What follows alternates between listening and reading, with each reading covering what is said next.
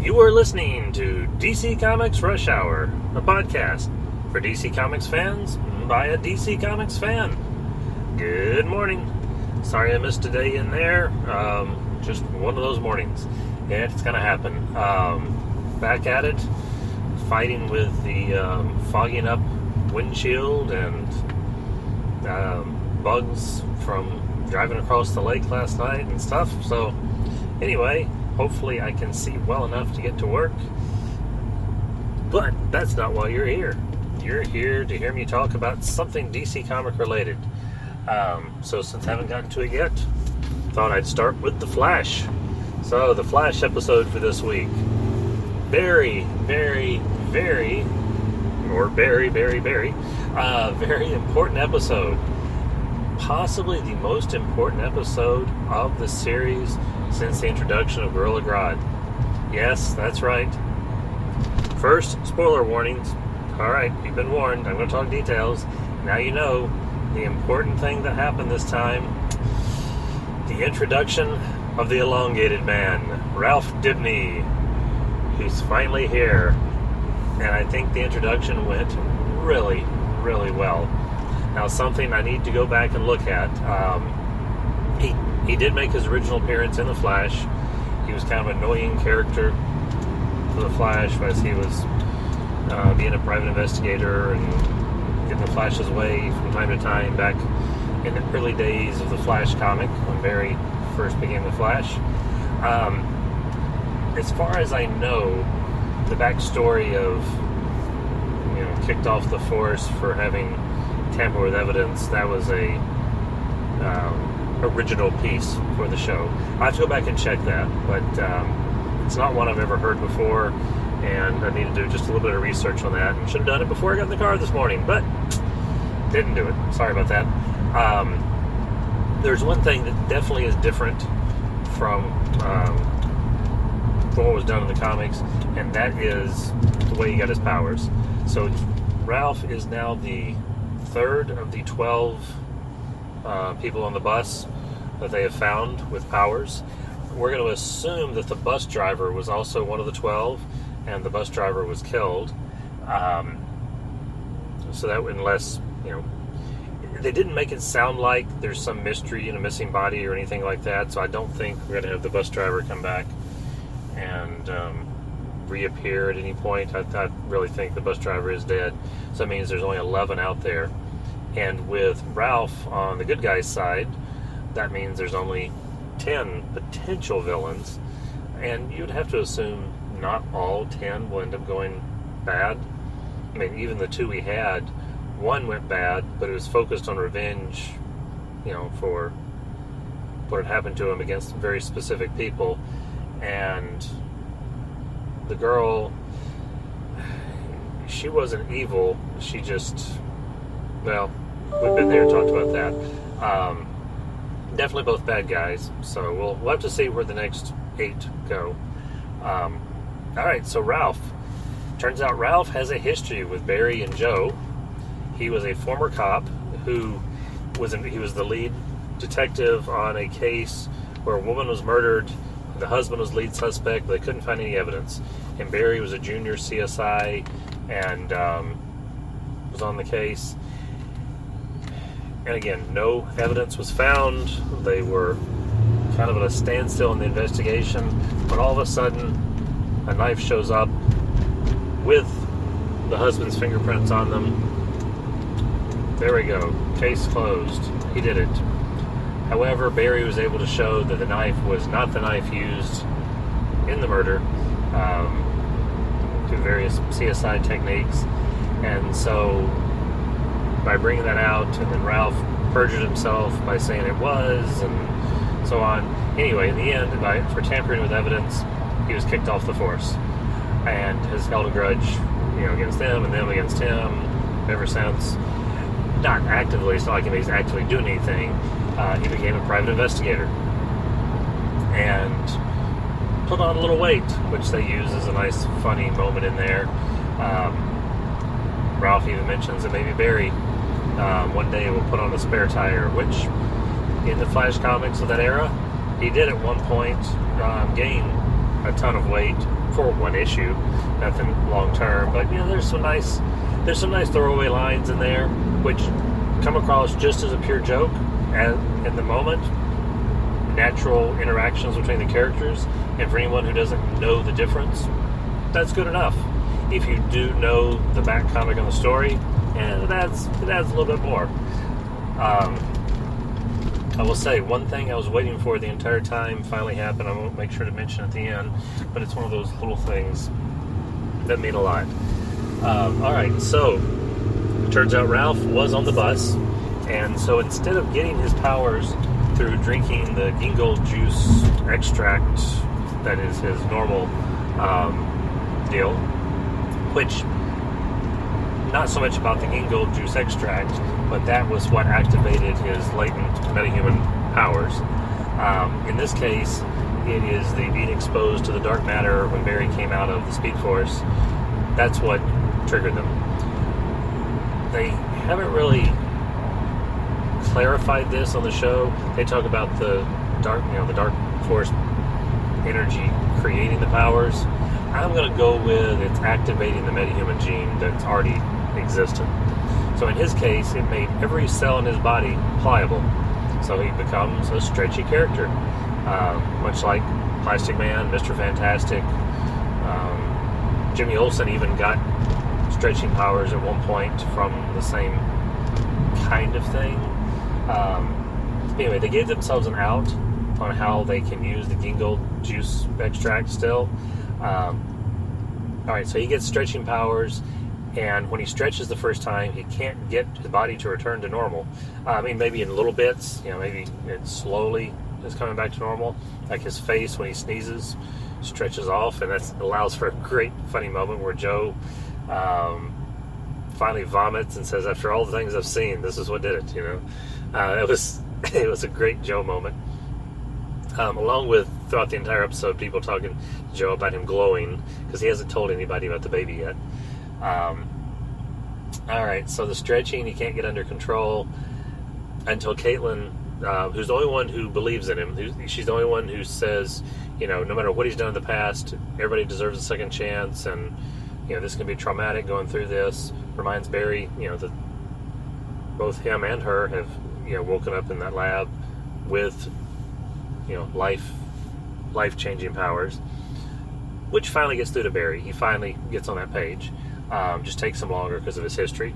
But anyway, she develops a serum, a liquid that basically helps him get these powers under control. It's kind of a shock to his system that lets his muscle memory take over and return his body parts back to kind of default state. I think she even uses the word default state there. He, of course, then asked a fantastic next question of, well, how far back does this muscle memory go? And looking down at his overweight stomach. And she's like, well, in theory, just think about the shape that you want to be and, concentrate on it and be that, and you can. So he thinks, and lo and behold, no more spare tire, no more middle-aged dad look around the waist. He goes back to the six-pack. He makes a nice Thor reference saying he has, Hemsworth abs. Or I'm a Hemsworth, whatever. That was funny, especially coming right here, right before the Thor movie comes out. So that's a nice touch. But he does still have the ability to stretch. All this did was give him the ability to retract. So great. It's easy to say that one swallow of that stuff, or it looked like maybe a juice glass full, something like that, would not last forever. He would have to drink that every so often. And if I remember right, even, kind of, that's kind of bad. So why not mix it with something he enjoys? So if there is a drink he enjoys, or maybe he's a health food nut and likes gingold juice, there we go. Now he mixes it, and so he's constantly drinking that and constantly being in, once a day maybe. Either way, it works. I'm sure they're going to build that in to one of the next couple episodes. But he does have a stretching ability. In the end, he does help the Flash by stretching his arm way up into the air to grab onto a helicopter. And not only grab onto it, but kind of stop it from moving forward for a minute, which is pretty good. That's pretty good strength. not sure the physics behind that. We're going to say that when he grabbed the helicopter and the helicopter felt some resistance, the pilot was nervous about pushing the throttle. He was, being very gentle with it. That's why it worked. Barry is able to run up his arm the long distance and save Joe from the bad guy, which turns out in this episode to be the mayor, and all that good stuff. So that's fine. But he joins Team Flash effectively for at least that moment. But before that, he had been blackmailing the mayor. I'm not trying to do these things in the wrong order. It's just the least important part of the story, the mayor bit. The mayor had, cheated on his wife, and Ralph had got pictures, was blackmailing him, and the mayor had sent a couple of goons to kill him. Then eventually he was going to kill Barry and Joe as well. So the mayor turned out to be the actual really bad guy in this episode, the one who didn't care about anyone's life. Ralph, on the other hand, he has a change of heart, because he claims, and you want to believe him, and then based on his actions later, there's no reason not to. He went about the tampering with evidence the wrong way. He was trying to do what he thought was right, which is not let a murderer get away. Barry even says, how different is that from some of the stuff we do, talking to Joe, where we're outside of normal police procedures and stopping bad guys and locking them up without due process and all the rest. He's got a point. Not that it doesn't excuse Ralph from what he did, but it does kind of support Caitlin's thing of give him a second chance. He's not necessarily a bad guy, and he deserves a second chance. In this case, after they talk to him, and he does have some support from Caitlin, even if from nobody else, then he has a change of heart on the blackmail, and he returns the pictures to the mayor but does not take the money. And there's a nice funny scene where, but you're blackmailing me. No, I'm not blackmailing you. Okay, I'm blackmailing you. Do not blackmail, and back and forth. And it's kind of a funny wordplay scene that came off cute. But the main thing was you got a redemption of Ralph at that point, along with followed immediately by helping Barry. So yay! In the end, Ralph is a good guy. Barry meets him at his office and convinces him to come back, let them help him with his powers, let them study him, let them help him improve and grow, which is where probably the Green Gold formula will come from during that process. And he can help them with some of his investigative strengths, because he is a detective and they need to do some research and detecting. So yay, that's good. And I don't know why the people in front of me are not moving right now. The light's been green for a really long time. Okay, finally. But then the episode ends on the best moment, in my opinion, of the entire episode. Ralph mentions a name, and his name is DeVoe. Barry has some flashbacks to last season and such, of when he did the time travel, being told some of his greatest foes, and that was a name he didn't recognize at the time. And then also being in Star Labs, the evil Barry, evil alternate future Barry, talking about being in the lab. It's been a long time, and this is where they created the neural inhibitor to stop DeVoe. So he realizes if DeVoe is somehow involved in whatever's going on right now, then this must be connected to that. So yay. They've got a name, they have a place to start, and when he kind of relays that sent in a little bit back to Ralph turns towards Barry, not looking straight onto the camera, but close enough, and I smell a mystery, with the nose twitch. Absolutely the best moment of the episode. Using his stretching powers for the nose twitch and I smell a mystery is classic Ralph Dibny, Elongated Man. I'm really amazed, by the way, at how much the actor really, to me, comes across as somebody, even when he's walking around with no special effects, as somebody who's a stretchy character and malleable, and he's Ralph Dibny. He embodies the character and just seems perfect. Now, where I hope they eventually go, and this is one of those that they can grow into, doesn't have to be overnight. I want them to introduce Sue. I want him and Sue to get married, and then I want a spinoff. And this could take 2 or 3 seasons. Take their time. But I really think you eventually need a Ralph and Sue Dibny private investigators 80s style detective show. Kind of heart to heart. Remington Steele, Moonlighting. Pick any of those shows or all of those shows and take the best of what worked there. Create a Ralph and Sue Dibny show in that style, in that format. And yeah, you got him with stretching powers. You don't have to ignore that, but that really is secondary to their main investigation.